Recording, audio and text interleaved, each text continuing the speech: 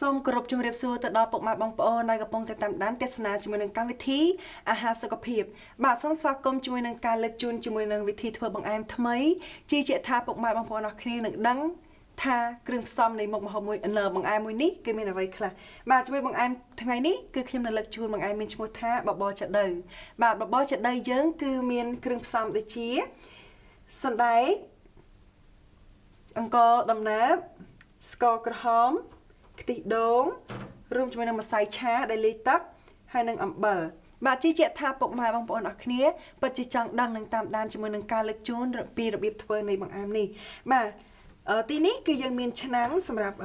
ធ្វើបង្អែមរបស់យើងបាទនៅជាមួយបង្អែមរបស់យើងត្រូវការរំងាស់ខ្ទិះជាមួយនឹងទឹករបស់វាឲ្យឈ្ងុយ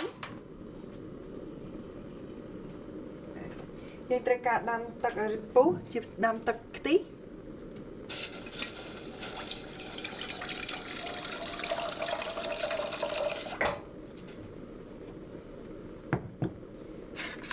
បាទខ្ទិះនេះគឺខ្ញុំទិញខ្ទិះកំប៉ុងយកមកលើកជូនពុកម៉ែបងប្អូនអរគ្នាតែម្ដង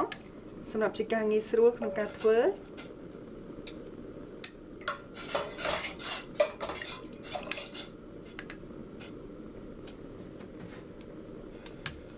ឡូវនេះគឺទឹករបស់យើងគឺបានពុះហើយទឹកខ្ទិះរបស់យើងនៅពេលដែលទឹកខ្ទិះយើងពុះគឺយើងចាប់ផ្ដើមដាក់សណ្តែកដើម្បីឲ្យវាផុយតែម្ដង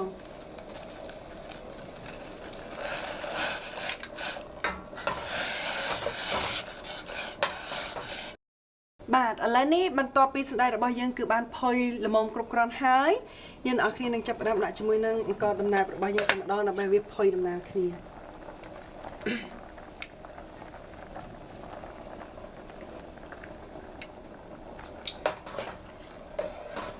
បាទជាមួយនឹងអង្ករដំណើបពុកម៉ែអ្នកនរគ្នាអាចដាក់មិនចាំបាច់ច្រើនពេកទេគឺវាអាចធ្វើឲ្យបង្អែមរបស់យើងទៅជារីកខ្លាំងពេលរីកខ្លាំងគឺវាខាប់ក៏រត់តែខ្លាំងដែរវាអត់សូវមានទឹកបាទឥឡូវនេះយើងត្រូវការចាំរហូតទៅដល់អង្ករដំណើបរបស់យើងរីកតែម្ដងបាទឥឡូវនេះជាមួយនឹងអង្ករដំណើបរបស់យើងដែលយើងបានចាក់ចូលបាញ់មិញនេះគឺបានរីកអស់ហើយគ្រប់គ្រាន់បាទបន្តមកទៀតគឺយើងចាប់ផ្ដើមដាក់ស្ករនេះគឺស្ករត្នោតបើយើងដាក់ស្ករត្នោតគឺដើម្បីជួយសុខភាពរបស់ពុកម៉ែបងប្អូនទាំងអស់គ្នាសម្រាប់ជួយកុំឲ្យដូចស្ករដែលប្រើប្រាស់ជាតិគីមីសម្រាប់ជាផ្នែកមួយសម្រាប់ជួយដល់សុខភាពរបស់ពុកម៉ែបងប្អូនអស់គ្នាពុកម៉ែពេលដែលយើងដាក់ស្ករហើយគឺយើងជប់ដាក់ជាមួយនឹងអំបិលបន្តិចដើម្បីជួយទ្រទ្រង់ជាមួយនឹងរសជាតិស្ករ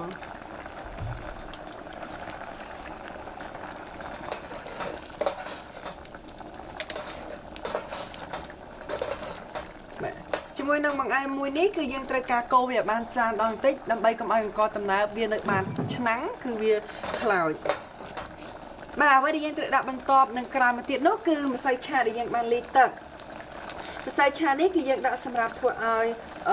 បបរចាដីរបស់យើងឡើងខាប់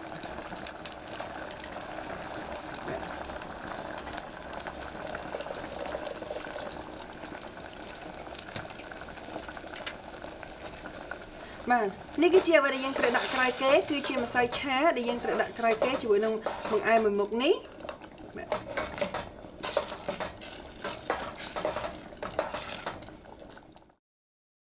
បាទនេះគឺជាបង្អែមបបរចាដីរបស់យើងគឺបានរួចរាល់សពគ្រប់អស់ហើយ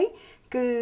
ជាថាពុកម៉ែបងប្អូនអរគ្នាទទួលបានជាមួយនឹងគ្រឿងផ្សំជាមួយនឹងបង្អែមបបរចាដីនេះហើយនៅរបៀបធ្វើផងដែរជាថាពុកម៉ែបងប្អូនអរគ្នានឹងចូលចិត្តជាមួយនឹងបង្អែមមួយនេះសម្រាប់ធ្វើការទទួលទាននៅក្នុងក្រុមគ្រួសារឬក៏ថ្ងៃសប្បាសអីផ្សេងបាទសូមអរគុណជាមួយនឹងកម្មវិធីអាហារសុខភាពរបស់យើងក៏បានឈានចូលទៅដល់ទីបញ្ចប់យើងខ្ញុំទាំងអស់គ្នាក៏សូមលោកអរកាយគោរពនិងជម្រាបលាសូមអរគុណសូមប្រះប្រទានពរ